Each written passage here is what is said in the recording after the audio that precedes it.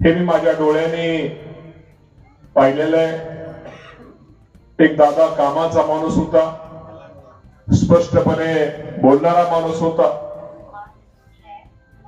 दगडातनं पाणी काढणारा नेता होता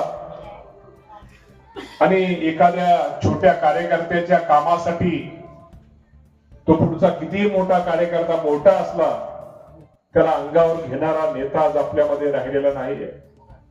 याचं आपल्या सर्वांना दुःख आहे। आज दादांचं अपघाती निधन झाल्यानंतर हा आपला महाराष्ट्र सगळा हळहळला।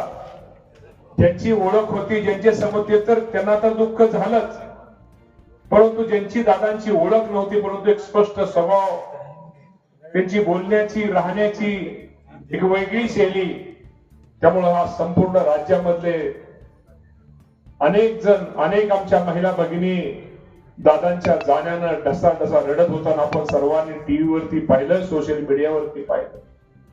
बंधूंनो, असा नेता परत होणार नाही आहे। एक कामाचा माणूस आणि काम एकदा शब्द दिल्यानंतर कोरड्या शब्दासाठी कोरड्या विहिरीत उडी मारणारा हा माणूस, त्याची आठवण बंधूंनो आज आपल्याला आल्याशिवाय राहत नाही।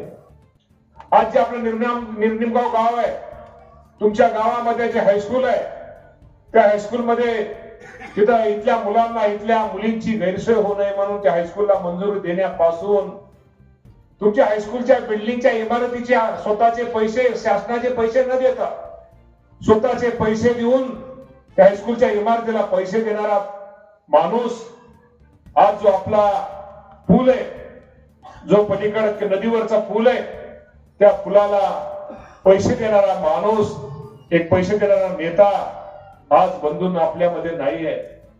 त्याचं दुःख आपल्या सर्वांना आहे। खरंच आहे, आज आपल्याला कदाचित आज आपल्याला दादांची किंमत कळणार नाही, परंतु येणाऱ्या काळामध्ये आपल्याला दादांची किंमत हळूहळू कळेल। हा नेता कसा होता आज तुम्हाला मी सांगतो, तुम्हाला तर सर्वांना दुःख झालेलंच आहे। आज माझ्यासारखा कार्यकर्ता तुमच्या समोर उभा आहे। मी पण एक शेतकऱ्याचा मुलगा आहे।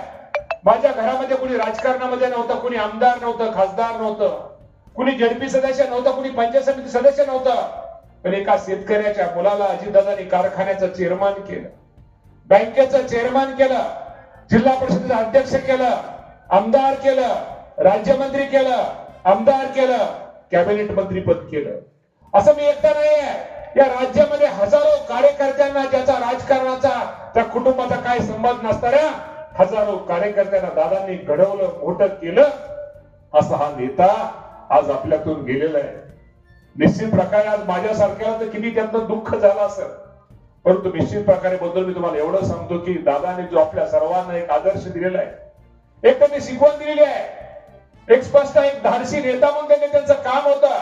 त्याप्रमाणे भविष्यात आता भाऊंनी सांगितल्याप्रमाणे आपण सर्वांनी एकत्रित येऊन आपल्या भागाच्या विकासासाठी, आपल्या भागाच्या कामासाठी आपण सर्वांनी एकत्र आलं पाहिजे।